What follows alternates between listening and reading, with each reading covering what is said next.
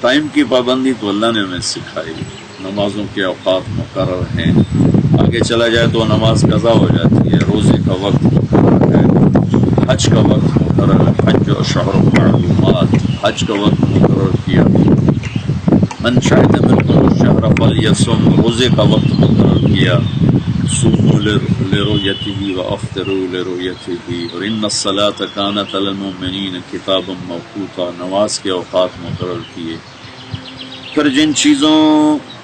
سے وقت بنتا ہے ان چیزوں کی قسم اٹھائی، والشمس، مجھے سورج کی قسم، وضحاها، اس کی روشنی کی قسم، والقمر اذا تلاها، مجھے ستاروں کی قسم، اور مجھے والقمر اذا تلاها، مجھے چاند کی قسم، پھر ستاروں کی قسم اٹھائی، والسماء والطارق والنجم اذا هوى ما ضل صاحبكم وما غوى،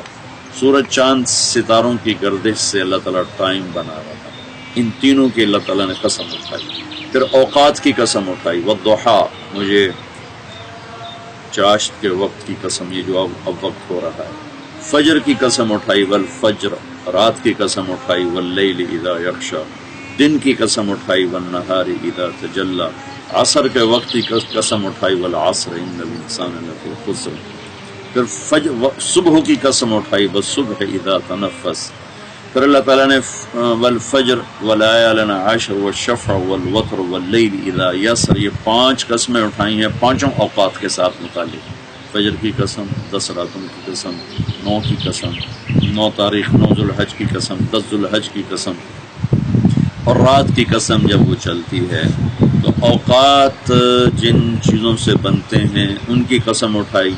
جو اوقات وجود میں آتے ہیں ان کی الگ الگ قسم اٹھا کر اللہ نے اور اللہ کے رسول نے ہمارے اندر وقت کی قدر بٹھائی، وقت کی عظمت بٹھائی۔ لیکن حیرت ہوتی ہے کہ ہم ہی سب سے زیادہ اس وقت کو برباد کر رہے ہیں، ہمارے دفتروں والے الگ، تاجر الگ، زمیندار الگ، ملازم مزدور الگ،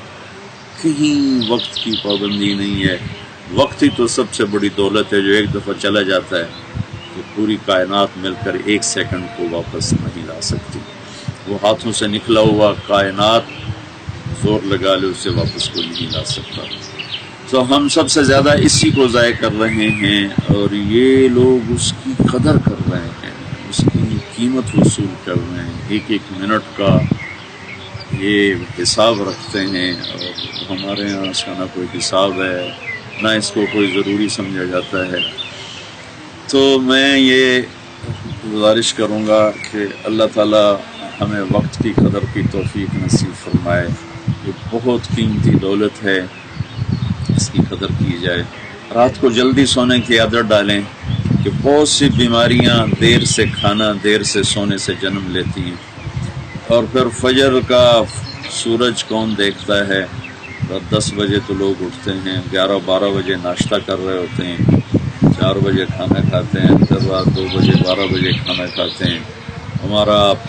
پورا ملک بلڈ پریشر، ہارٹ، شوگر کا شکار ہو چکا ہے۔ اپنے محبوب کی زندگی کو اپنائیں، رات کو جلدی سونا سیکھیں، صبح جلدی اٹھنا سیکھیں، اور صبح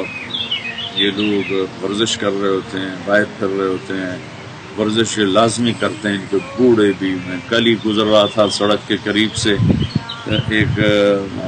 ٹریکٹر چل رہا تھا، میری ڈرائیور پہ نظر پڑی تو دھوپ نکلی تو اس نے کرتا اتارا ہوا تھا، میرے خیال میں کوئی 80-85 سال کا بوڑھا تھا جو ٹریکٹر چلا رہا تھا، کھال اس کی لٹکی ہوئی تھی اور اس کی چھاتیاں ڈھیلی پڑی تھی، لیکن ویسی چستی سے بیٹھا تھا کہ ہمارا 30 سال کا جوان بھی اتنی چستی سے نہیں بیٹھ سکتا۔ تو میں اس ماحول میں چل رہا ہوں، اس معاشرے میں چل رہا ہوں، اس کی جو خوبی ہیں میں وہ بتا رہا ہوں کہ ہمیں خوبیاں دیکھنے کا حکم ہے، باقی کمیاں تو ساری دنیا میں ہیں۔ میں نے پہلے بھی کہا تھا سب سے بڑی کمی تو یہی ہے کہ اللہ پاک سے ناآشنا ہیں، آخرت سے ناآشنا ہیں، لیکن جن صفات کی وجہ سے یہ عروج پر ہیں اس کی وجہ صرف ٹیکنالوجی نہیں،